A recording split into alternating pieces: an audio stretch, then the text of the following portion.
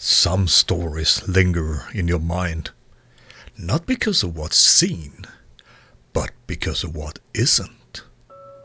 A whisper when you're alone, a door slightly ajar, something just out of sight. Most would call it paranoia, but what if it wasn't?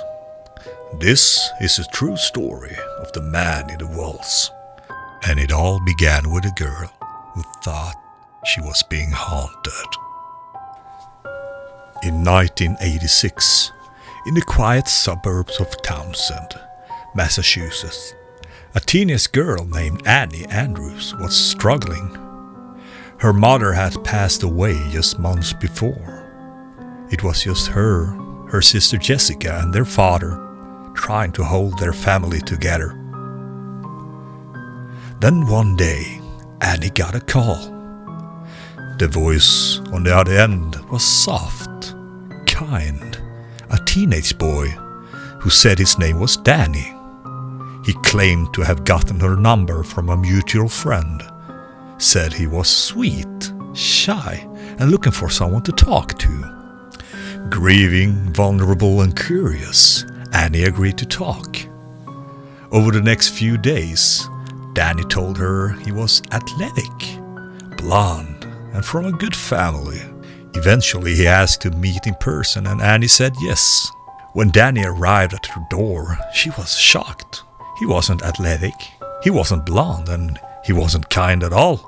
He was small, disheveled, dark-haired, pale with strange eyes that didn't quite blink enough.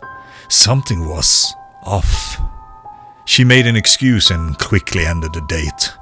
She never wanted to see him again, but it was already too late.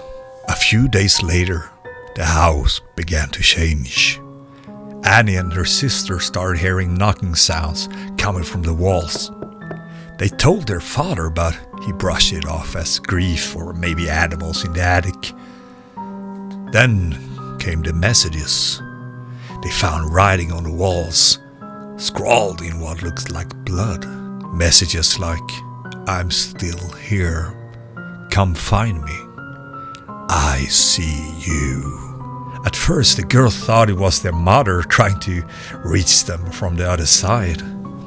They set up a makeshift seance, lit candles, asked questions, but more knockings followed. But the truth was, this wasn't a ghost. It was something far more terrifying. One night, while their father was out, the girls heard the knocking again. It was louder now, more violence, and coming from the basement. They crept down the stairs and found another message on the wall. Then, a sudden noise from the upstairs. Panicked, they ran out of the house to a neighbor and called their dad. When he arrived and searched the home, he found nothing. He thought his daughter was acting out, processing the trauma. He even considered getting them therapy, but he was wrong. Several nights later, he came home to silence. Too much silence. He called for his daughters, but no one answered. Then he heard it, a soft sound from upstairs, a creak, a whisper. He climbed the stairs and found the source. Standing in Annie's bedrooms, wearing her deceased mother's makeup and one of her dresses, and holding a hatchet. The boy tried to flee, but the father overpowered him and called the police.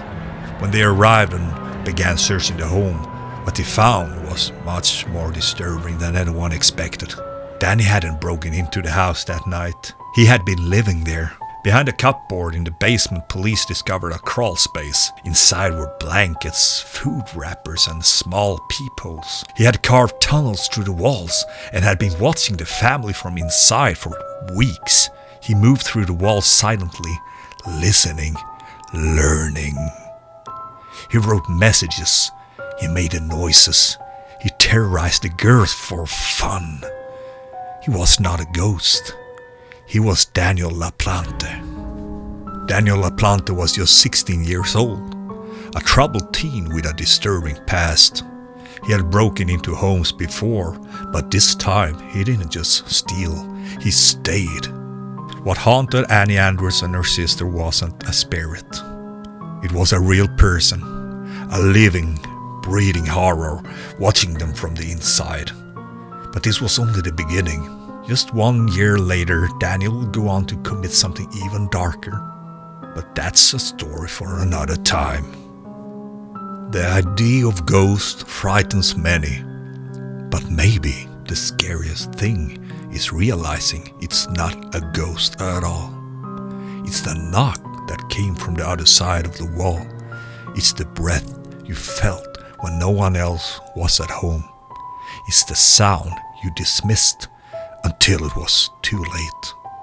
Some horrors don't come from another world. They come from within our own. Thank you for listening.